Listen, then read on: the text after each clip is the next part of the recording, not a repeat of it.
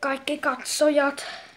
Mä kerron nyt mitä haasteita mä aion tehdä, että niin joskus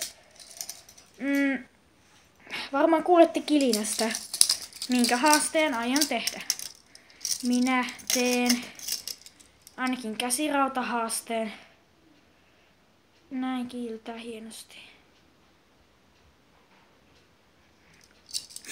Sitten siinä tuli avain mukana. Niin, sitten mä aion tehdä semmoisen video, että niin et uskolla. Vaikka et uskolla ajaa pyörällä jokeen.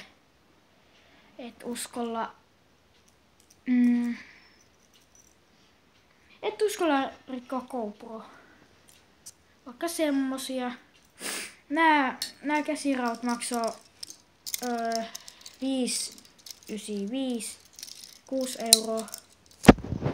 Ja minäpäs laitan huono kuvakulma. Minäpäs laitan ne käsiraut kiinni. Eli perinteinen 24 tuntia käsirautahaaste. En kyllä tiedä milloin se tulee. Tää seuraava video ehkä toi mikä se oli se?